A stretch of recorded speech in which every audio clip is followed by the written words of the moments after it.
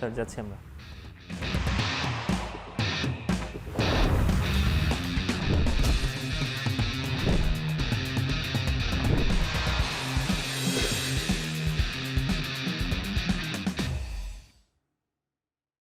টি-20 বিশ্বকাপকে ঘিরে এখন টেলিভিশনের বিশেষ আয়োজন 20 কোটিতে আপনাদের স্বাগত জানাচ্ছি। আমি নোমান আব্দুল্লাহ। আমার সঙ্গে আজকে আলোচনা করতে আছেন ক্রীড়া বিশ্লেষক নাজমুল আবেদিন ফাহিম। ফাহিম, আপনাকে স্বাগত জানাচ্ছি আমাদের স্টুডিওতে। অনেক ধন্যবাদ। আজকে বাংলাদেশের খেলা ছিল, বিশ্বকাপে যাত্রা করেছে বাংলাদেশ দল এবং আমরা বলছি শুভ সূচনা করেছে বাংলাদেশ দল। প্রথম ম্যাচটাতেই তারা জয় পেয়েছে, কিন্তু বাংলাদেশ দল যেভাবে ম্যাচটা আসলে জিতেছে, আপনার কাছে কি মনে হয় বাংলাদেশ এভাবেই জেতা উচিত ছিল, নাকি আরও একটু আগেই ম্যাচটা জিততে পারতো বা আরেকটু ভালোভাবে ম্যাচটা জিততে পারতো? না, অনেক কিছু হতে পারতো। এমন হতে পারতো শ্রীলঙ্কা 124 রান না করে 150 রানও করতে পারতো, কারণ শ্রীলঙ্কা সেই পথে যাচ্ছিল কিন্তু। রাইট। তো এটাই ক্রিকেটে আপস অ্যান্ড ডাউনসের মধ্যে দিয়ে গেছে। আমাদেরও সুযোগ ছিল আরও কিছু উইকেট হাতে রেখে, কিছু বল হাতে রেখে হয়তো ম্যাচ শেষ করার সুযোগ ছিল, কিন্তু বিভিন্ন সময় বিভিন্ন পরিস্থিতিতে ব্যাটসম্যানরা চাপের মুখে হয়তো কেউ কেউ খেয়ে হারিয়ে ফেলেছে, বা আমরা আমরা আমরা আমরা খারাপ সময় হয়তো উইকেট হারিয়ে ফেলেছি। সেসব কারণে কিন্তু ম্যাচটা আসলে একটু লেট হয়েছে, ডিলে হয়েছে, এবং একটা পর্যায়ে এসে মনে হচ্ছিল যেন ম্যাচটা যে কোনো দিকে চলে যেতে পারে। বাট থ্যাঙ্কফুলি শেষ পর্যন্ত আমাদের দিকে এসছে। আমরা সেটা সবচাইতে ইম্পর্টেন্ট। একটা ম্যাচ আমাদের জেতাটা খুব প্রয়োজন ছিল, কারণ যে অবস্থা যাচ্ছিল ক্রিকেট ঘিরে এবং বিশ্বকাপকে ঘিরে, আমাদের বিশ্বকাপকে ঘিরে, সেখানে এটা একটা দারুণ অর্জন। রাইট। আপনি যেটি শুরুতেই বলছিলেন যে শ্রীলঙ্কাও ম্যাচটা কিন্তু তারা কিন্তু অনেক বড় একটা স্কোর করতে পারতো। শুরুতে তারা সেরকমই শুরু করেছিল, আমরা দেখেছি পাওয়ার প্লেতে তারা 53 রান সংগ্রহ করেছে, যেখানে বাংলাদেশ মাত্র 34 রান সংগ্রহ করেছিল। সেখান থেকে বাংলাদেশের বোলাররা যেভাবে ম্যাচের কন্ট্রোলটা নিজেদের পক্ষে নিয়ে নিলেন, স্পেশালি আমি মেনশন করতে চাই রিশাদ হোসেনকে। আপনিও এর আগে আমি আপনার ইন্টারভিউ করেছিলাম, সেখানে আপনি বলছিলেন যে রিশাদ হোসেন হচ্ছে এবার একটা মিস্টেরিয়াস একটা কিছু, বা সে স্পেশাল কিছু করে ফেলতে পারে বা এক্স ফ্যাক্টর হতে পারে, এবং সেটি আমরা প্রথম ম্যাচেই দেখেছি। রিশাদ হোসেনকে আপনি কেমন দেখলেন আজকে প্রথম ম্যাচে? এবং আরেকজন নবাগতের কথা আমি বলতে চাই, তানজিম হাসান সাকিব। বিশ্বকাপে তার প্রথম ম্যাচ আজকে খেললো, টি-20 বিশ্বকাপে। তিনিও বেশ ইকোনমিক্যাল বোলার ছিলেন। আমরা একটু এই দুজনের ব্যাপারে আপনার প্রতিক্রিয়াটা জানতে চাই। প্রথমে আমি সাকিবের কথা বলি। সাকিবের ব্যাপারটা, সাকিবের কিন্তু এই দলে থাকার কথা ছিল না।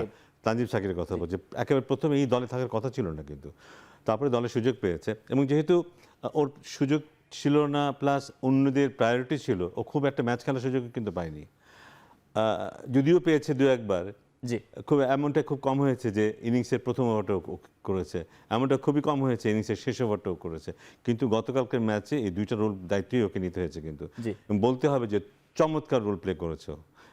এতটা অভিজ্ঞতার অভাব থাকার পরও ও যতটুকু করেছে, আমার মনে হয় ওই জায়গাটা একটু গ্যাপ হয়ে গেলে সেটা বাংলাদেশকে দারুণভাবে হার্ট করতো, কিন্তু দারুণ বোলিং করেছে। আর রিশাদের একটা জিনিস তো আবার দেখার অপেক্ষা ছিল, যে আস্তে আস্তে চাপ বা বিভিন্ন ধরনের পরিবেশ পরিস্থিতিতে ও কেমন করে। দারুণ করেছে। আমার মনে হয় যত বেশি প্রেশার আসে, যত বড় মাপের খেলা হয়, ও বোধহয় তত নিজেকে আরও বেশি আরেকটা উচ্চতা নিয়ে যায়। এমন অনেক সময় হয়, অনেকের জন্য সেটা প্রযোজ্য, কিন্তু ওর ক্ষেত্রে সেটাই হয়েছে বোধ। কারণ গুরুত্বপূর্ণ সময় উইকেট পেয়েছে, এবং শুধু উইকেট পাও কিন্তু এই জন্য না যে ব্যাটসম্যানরা ভুল খেলেছে, উল্টাপাল্টা খেলেছে, তা না, আদায় করে নিয়েছে উইকেট আদায় করে নিয়েছে, এবং খুব চাপের মধ্যে রেখেছে কিন্তু বিপক্ষ দলকে। এবং মিডল ওভারে আমরা উইকেট পেয়েছি বলেই কিন্তু ওরা কিন্তু ওই 150-60 রানটা করতে পারেনি, কিন্তু ওরা চাপে পড়েছে এবং ওই 124-এর মধ্যে ওদের আটকাতে হয়েছে, ওরা আটকে গেছে। অ্যাট দ্য সেম টাইম আমি একটু মুস্তাফিজের কথাও বলতে চাই। এই যুক্তরাষ্ট্রে যাওয়ার আগ পর্যন্ত কিন্তু তার বোলিং নিয়ে অনেক সমালোচনা হচ্ছিল, এবং যুক্তরাষ্ট্রে যাওয়ার পরও প্রথম দুটো ম্যাচে তিনি অনেক এক্সপেন্সিভ বোলার ছিলেন, যদিও উইকেট নিয়েছিলেন। পরের ম্যাচে তিনি যুক্তরাষ্ট্রের সিরিজে যখন তিনি 6টা উইকেট নিলেন, তারপরেই তাকে নিয়ে আলাদা করে বলা হচ্ছিল, এবং অনেকেই বলছিলেন যে মুস্তাফিজের জন্য যুক্তরাষ্ট্রের উইকেটগুলো একেবারে আইডিয়াল উইকেট। আপনার কাছে কি মনে হয় মুস্তাফিজ সেখানে উইকেটের সহায়তা বেশি পাচ্ছেন? আমার মনে হয় না। আমরা সাধারণত যে কথা সবসময় বলে থাকি যে একটু স্লো, যেখানে বল স্পিনারদের জন্য সহায়ক হয়, সেই সব জায়গায় ওর কাটারটা এফেক্টিভ হয়। এখানে ঠিক এক্স্যাক্টলি তা ছিল, তা কিন্তু নয়।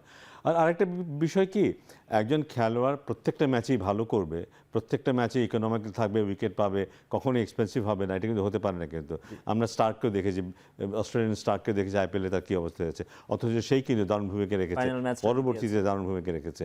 তো আমার মনে হয় আমরা খুব তাড়াতাড়ি অধৈর্য হয়ে ইমপ্রেশনড হয়ে যাই, এবং সেটার একটা চাপ কিন্তু প্লেয়ারদের উপর চলে যায়। কিন্তু দুর্দান্ত বল করেছে মুস্তাফিজ, এবং প্রথম বলে উইকেট নেওয়া, এবং ওর ওর বডি ল্যাঙ্গুয়েজ চেঞ্জ হয়ে গেছে, কিন্তু ওর চেহারা, ওর বডি ল্যাঙ্গুয়েজ, ওর হাঁটা চলা সব কিন্তু বদলে গেছে এখন।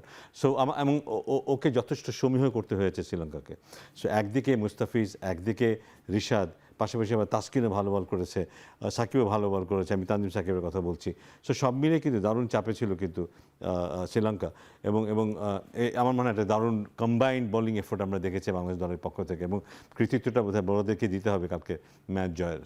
রাইট, আমরা সমালোচনা করি বলছিলাম স্যার মূলত এই কারণেই যে বাংলাদেশ তো আমাদেরই দেশ, আমাদেরই দল, সে কারণেই হয়তো আমরা ধৈর্য অধৈর্য সবই তাদের ক্ষেত্রে বেশি প্রয়োগ করা হয়।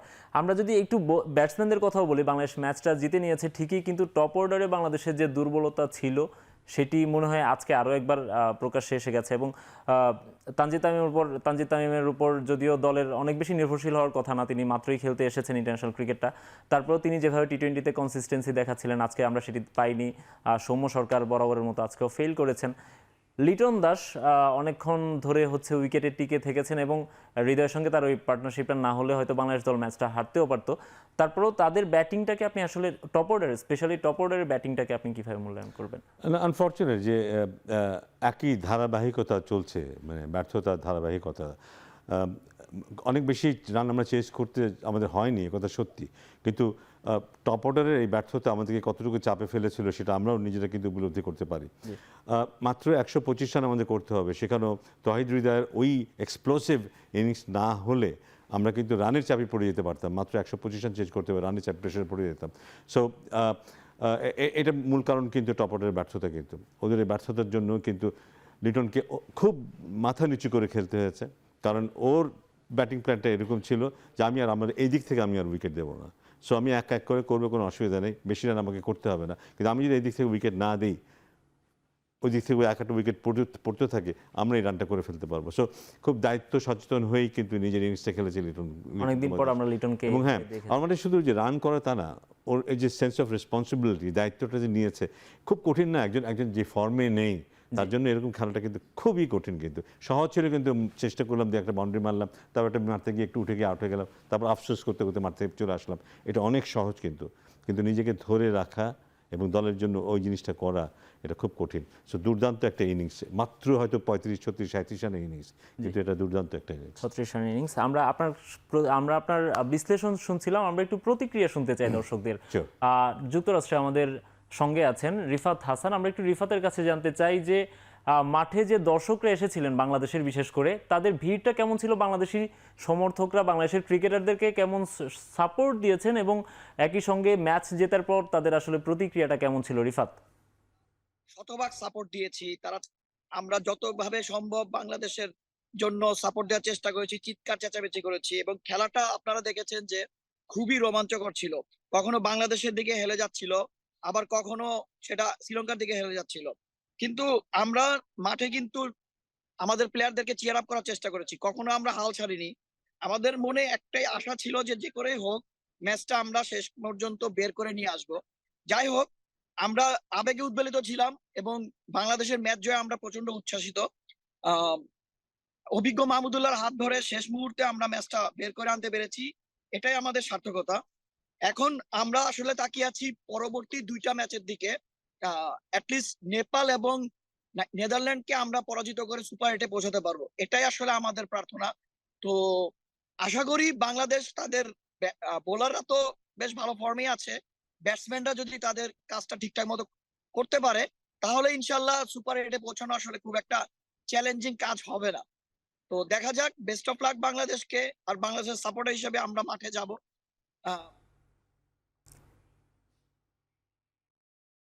আমরা দর্শকদের প্রতিক্রিয়া শুনছিলাম, সেখানকার দর্শকরা কিভাবে বাংলাদেশি ক্রিকেটারদেরকে মাঠে গিয়ে সাপোর্ট করছিলেন। তারা যেটি বলছিলেন যে দর্শকদেরও, সমর্থকদেরও একটা প্রত্যাশা ছিল, তারা বিশ্বাস করেছিল যে বাংলাদেশ দল সেখান থেকে যখন একটা ব্যাটিংয়ে যখন একটা কলাপস হয়ে গিয়েছিল, যখন রিশাদ এবং তাসকিন একই ওভারে আউট হয়ে গেলেন পরপর 2 বলে, তারপরও তারা বিশ্বাস রেখেছিলেন মাহমুদুল্লাহ রিয়াদের উপর। আমরা ওই সময়টাতে, স্যার আমরা একটু আপনার কাছে জানতে চাইবো, ওই সময়টাতে আসলে মাহমুদুল্লাহ রিয়াদের মাথায় কি ঘুরছিল, বা ওই সময়টাতে ম্যাচ বের করে আনা মাঠে যারা ক্রিকেটাররা থাকেন তাদের সাইকোলজিটা ওই সময় কি থাকে আসলে, আমরা আপনার কাছ থেকে সেটি জানতে চাইবো। তার আগে ছোট্ট একটা বিরতি নিয়ে আসি। নিশ্চয়ই 20-20 নিচ্ছে একটা বিরতি, ফিরছি একটু পর।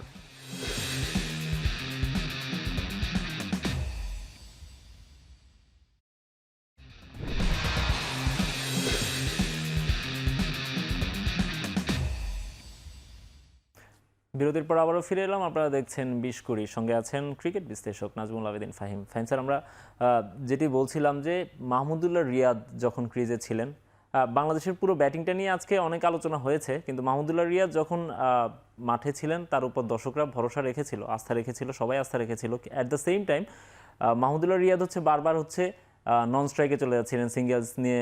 তিনি যারা নন স্ট্রাইকে যারা ছিলেন তারা তো সেভাবে ব্যাটার না।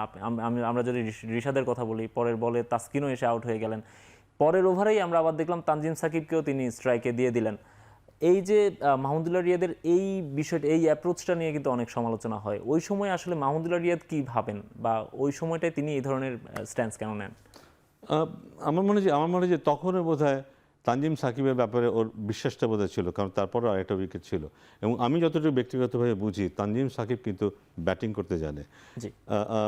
রিশাদ বলি কিংবা তাসকিন বলি, এরা হয়তো ব্যাটে বলে মারতে জানে, কিন্তু ব্যাটিং করা এক জিনিস, মারতে জানা আরেক জিনিস।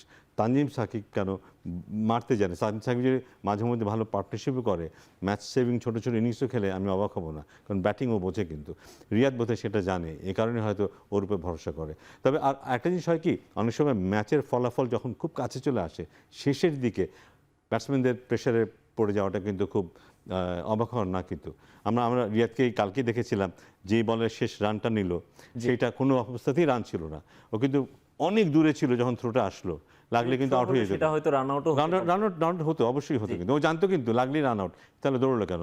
সো একটা সময় আসে কিন্তু যখন হয়তো ব্যাটসম্যানরা নিজেকে নিয়ন্ত্রণে রাখতে পারে না, হয়তো খেই হারিয়ে ফেলে চাপের কারণে। সেটা হয়তো হয় অনেক সময়। উনি যেখানে প্রায় 1.5 যুগের মতো ইন্টারন্যাশনাল ক্রিকেট খেলছেন, এই সময়টাতে কি আসলে তার মাথা থেকে এগুলো না, এটা হতে পারে, এটা 1.5 যুগ 2 যুগের ব্যাপার না তো। আমরা তো অস্ট্রেলিয়া আর ইংল্যান্ড না, আমরা তো এরকম অভ্যস্ত না। আমাদের জন্য এটা এত বড় একটা ব্যাপার, চাপ থাকবে। অস্ট্রেলিয়া ইংল্যান্ডের জন্য অত বড় একটা ব্যাপার না, কিন্তু ওদের প্রায় ঘটে এরকম। এই চাপের ঘটনা ওদের মধ্যে প্রায় হয়, প্রায় এরা ফেস করে। আমরা এরকম ফেস করি না কিন্তু। আমরা হয়তো আমাদের ক্যারিয়ারে 2-4 বার ফেস করি, হয়তো 3 বছর একবার ফেস করেছিলাম, আজকে একবার ফেস করলাম। সো আমরা এটাতে অভ্যস্ত না। সো তারপরেও এটা কোনো এক্সকিউজ না, কিন্তু এরকম হয়। আমরা ওই যে রিশাদকে যেটা দেখলাম, কোনো প্রয়োজন ছিল না ধাম করে মারার চেষ্টা করার কোনো প্রয়োজন ছিল না, যেখানে মাহমুদুল্লাহ আছে। কিন্তু এরকম হয়, কিন্তু এটা রাশ অফ ব্লাড। রিশাদ নিজেও হয়তো জানতো না ও এমন কিছু করতে যাচ্ছে, এবং করার পরে হয়তো ও নিজে ফিল করা শুরু করলো যে না, আমার কিন্তু এটা করা উচিত হয়নি। বাট ওই মোমেন্টটায় নিজেকে নিয়ন্ত্রণে রাখতে পারেনি। তবে ডালাসের উইকেটটা নিয়ে স্যার আমরা যেটি শুনছিলাম যে ওটা অনেক ব্যাটিং ফ্রেন্ডলি হওয়ার কথা ছিল, এবং বিশ্বকাপের প্রথম ম্যাচটাতে আমরা যেটি দেখেছিলাম যে সেখানে যুক্তরাষ্ট্র এবং কানাডার ম্যাচটিতে 194 রান চেজ করে যুক্তরাষ্ট্র জিতেছিল। তারপর থেকে ওখানে আমরা রান দেখতে পাচ্ছি না। শ্রীলঙ্কার ছোট্ট একটা সংগ্রহ চেজ করতে নেমে বাংলাদেশের যেভাবে হাঁসফাঁস করতে হলো। পরবর্তী ম্যাচটা বাংলাদেশের দক্ষিণ আফ্রিকার এগেনস্টে খেলতে হবে নিউ ইয়র্কে, যেখানে অনেক বেশি, সবগুলো ম্যাচে এখন পর্যন্ত লো স্কোরিং হয়েছে, এবং সেখানে আইসিসি তাদেরকে একটা নোটিশ পর্যন্ত দিতে বাধ্য হয়েছে। আজকেও যে খেলাটি চলছে দক্ষিণ আফ্রিকা এবং নেদারল্যান্ডসের, সেখানেও আমরা দেখেছি যে লো স্কোরিং একটা ম্যাচ হচ্ছে। তো আজকে যেভাবে বাংলাদেশ দল জিতলো, সেখান থেকে কি বাংলাদেশ দল কনফিডেন্স পাবে, না আরো বেশি চাপে পড়ে যাবে? না, ডেফিনেটলি কনফিডেন্স পাবে। বাংলাদেশ দল এখন হারার চিন্তা না করে খেলবে বোধহয়। এখানে কতটুকু ভালো খেলা যায়, এই চ্যালেঞ্জটাকে মোকাবেলা করার চেষ্টা করবে। বাংলাদেশ দল নিশ্চয়ই চিন্তা করবে, আমরা যদি টসে জিততে পারি, ওদেরকে যদি প্রথমে ব্যাটিং করাতে পারি, we have a good chance. আমাদের ফাস্ট বলার আছে, ওদেরকে অল্প রানে আউট করতে পারলে we have a good chance of winning this match. এতটা হয়তো ভাবা শুরু করতে পারে বাংলাদেশ। কিংবা গত ম্যাচ যদি হেরে যেত, এই ভাবনাটা হয়তো করার সাহস বাংলাদেশ পেত না। বাট এখন বাংলাদেশ বোধহয় ইতিবাচকভাবে সব কিছু ভাববে। তবে যে লো স্কোরিং ম্যাচগুলো হচ্ছে স্যার, এটা নিয়ে একটু কথা বলতে চাই। বিশ্বকাপের আমেজটা যেটি পেতে চাই আমরা টি-20 বিশ্বকাপ থেকে বা টি-20 ক্রিকেট থেকে, সেটি কি আমরা পাচ্ছি যুক্তরাষ্ট্রের যে উইকেটগুলোতে খেলা হচ্ছে এবার, যে লো স্কোরিং ম্যাচগুলো? না, এত ইনকনসিস্টেন্সি যদি থাকে এবং উইকেট টু উইকেট এত বেশি চেঞ্জ যদি থাকে, মানে এখানে যেটা হচ্ছে যে ব্যাটসম্যানদের টেস্ট হচ্ছে, বলারদেরও বলবো না, ব্যাটসম্যানদের টেস্ট হচ্ছে, ওদের ক্যারেক্টার, ওদের পেশেন্সের, ওদের এবিলিটি টেস্ট হচ্ছে। এটা বোধহয় এই জায়গা না, টেস্টের জায়গা অন্য কোনোখানে হলে হতে পারতো। এখানে ওদের স্কিল দেখানোর, পারফর্ম করার জায়গা। ওরা যতটুকু জানে সেটা পারফর্ম করবে। পারফর্ম কীভাবে করবে? রান করে। সো রান করার সুযোগটা কিন্তু এখানে নেই। ব্যাটসম্যানরা বিশ্বাস কোনো উইকেটকেই, বিশেষ করে নিউ ইয়র্কের উইকেটকে একেবারেই বিশ্বাস করতে পারছে না। এই বলটাকে এই হাইটে আসবে না, এই হাইটে আসবে, এতটুকু মুভ করবে না, এতটুকু মুভ করবে। এটা যদি ব্যাটসম্যান আন্দাজ করতে না পারে, ব্যাটসম্যানের জন্য খেলাটা একেবারে অসম্ভব। নিউ ইয়র্কের উইকেটটা তৈরি করার জন্য খুব কম সময় পেয়েছিল। সাধারণত এত কম সময়ে আইসিসি অন্য কোনো বিশ্ব আসরে অন্য কোনো ভেন্যুকে আমার মনে হয় না খেলার সার্টিফিকেট দিত বা খেলার ভেন্যু করার সুযোগ করে দিত, কিন্তু যুক্তরাষ্ট্র বলে হয়তো তারা দিয়েছে। কিন্তু নিউ ইয়র্কের আমরা যতটুকু জানি যে আউটফিল্ডটা অনেক বেশি স্লো আমরা দেখতে পাচ্ছি, সেটি ড্রপ ইন বানিয়ে আনা হয়েছে। কিন্তু উইকেটটার ব্যাপারে আমরা শুনেছিলাম যে সেটি হয়তো বা ব্যাটিং ফ্রেন্ডলি হবে। এখন পর্যন্ত উইকেটটা দেখে আপনার কাছে কি মনে হয়েছে? নিউ ইয়র্কেরটা নিউ ইয়র্ক না, মোটেই ব্যাটিং বাংলাদেশের পরের ম্যাচটা যে নিউ ইয়র্ক, মোটেই ব্যাটিং ফ্রেন্ডলি না। কারণ যেহেতু এটা একটা নিয়ন্ত্রিত পরিবেশে তৈরি হয়েছে উইকেটটা, যে দেশেই হোক না কেন, নিয়ন্ত্রিত যখন হয় তখন ওটা ভালো হবার কথা। কিন্তু সে কারণেই কিন্তু এতটা খারাপ হওয়াটা একেবারে কেউ আশা করেনি। কিন্তু এটা কিন্তু আমি এতটা খারাপ উইকেট এই ধরনের টুর্নামেন্টে আমরা দেখেছি বলে আমার মনে হয় না। কিন্তু প্রথম ম্যাচে আমরা যেরকম দেখেছিলাম, প্রথম দু একটা ম্যাচ যেরকম দেখেছিলাম, so unfair to the team batting first. So আমার মনে হয় এটা এই বিশ্বকাপকে অনেকাংশেই হার্ট করেছে, এই বিশ্বকাপ কোয়ালিটিকে নষ্ট করেছে। বিশেষ করে আমরা আইপিএলে যেভাবে রান দেখেছি, টি-20তে আমরা যেভাবে নর্মালি রান দেখে থাকি, সেখান থেকে বিশ্বকাপটাকে কি আপনি এভাবে আসলে আশা করেছিলেন? না না, মোটেই না। আমাদের ধারণা ছিল যে অত রান না হোক, পার স্কোর হয়তো 180 রান হবে এবং ব্যাটসম্যানরা স্বাভাবিকভাবেই সে রান করবে। ভালো ভালো দল ছোট দলের সাথে হয়তো 200 রান 210-20 রানও করবে, কিন্তু এখানে সেটা দেখিনি। কিন্তু আমার ধারণা যে বড় দলগুলিও যদি ছোট দলের বিরুদ্ধে নিউ ইয়র্কের মাঠে খেলে, খুব বেশি রান করতে পারবে না। যদি কারণ ছোট দলের মধ্যেও কিন্তু বোলার আছে, ভালো ভালো পেস বোলার আছে, খুব সহজে খেলাটা সহজ হবে না বড় দলের জন্য।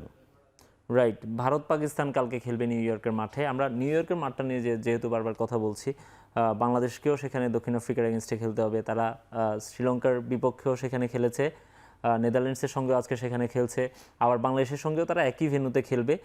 কম্পারেটিভলি দক্ষিণ আফ্রিকা তো এমনিতেও বাংলাদেশের চেয়ে অনেক এগিয়ে, এই দিক থেকেও কি তারা বেশি সুবিধা পাবে?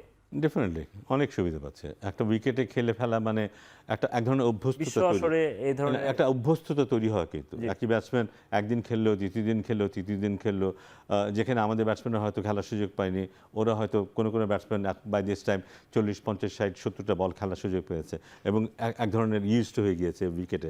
সো জানে এই উইকেটে কী করা যাবে, তা তো না, কী করা যাবে না, এটা খুব ভালোভাবে বুঝে গেছে। সো নিজেদেরকে সেইভাবে নিয়ন্ত্রণ করবে এবং কতটুকু টার্গেট সেট করা উচিত। যদি প্রথমে ব্যাটিং করি, এখানে কেউ 180 বা 200 রানের টার্গেট করবে না, কী ধরনের টার্গেট করবে এবং সেটা কীভাবে পৌঁছাবে সে টার্গেটে, একটা পরিষ্কার ধারণা নিয়ে ওরা মাঠে নামতে পারবে। কিন্তু অন্য দল যারা এখানে খেলেনি, তাদের কিন্তু খেলতে বুঝতে হবে এবং বুঝতে কিন্তু খেলাটা শেষ হয়ে যায়। রাইট, এটাই সমস্যা। সেটাই। এখন বাংলাদেশের হাতে তো আর খুব বেশি সময় নেই, বা 2 দিন পরে 3 দিন পরেই বাংলাদেশ আবার দক্ষিণ আফ্রিকার মুখোমুখি হবে। আমরা আশা করব বাংলাদেশ যেভাবে খেলেছে শ্রীলঙ্কার এগেনস্টে, দক্ষিণ আফ্রিকার বিপক্ষেও যদি বাংলাদেশ একটা ফাইটিং স্কোর করতে পারে বা ফাইট দিতে পারে, এবং পরবর্তী দুটো ম্যাচ যেহেতু নেপাল এবং নেদারল্যান্ডসের বিপক্ষে, বাংলাদেশের আপনি যেটি বলছিলেন যে বাংলাদেশে কিন্তু একটা ভালো সুযোগ আছে এবার সুপার 8-এ যাওয়ার, যেটি বাংলাদেশ একবারই করতে পেরেছিল প্রথম আসরে। আমরা আবারও হয়তো বাংলাদেশকে সেখানেই দেখতে চাইবো। আপনাকে অসংখ্য ধন্যবাদ আমাদেরকে সময় দেওয়ার জন্য। ধন্যবাদ, অনেক ধন্যবাদ। শেষ করছি 20 কোটির আজকের আয়োজন। এখন টেলিভিশন ফেসবুকে দেখতে ভিজিট করুন facebook.com/tv.এখন এবং ইউটিউবে এখন টেলিভিশন দেখুন youtube.com/c/echontv।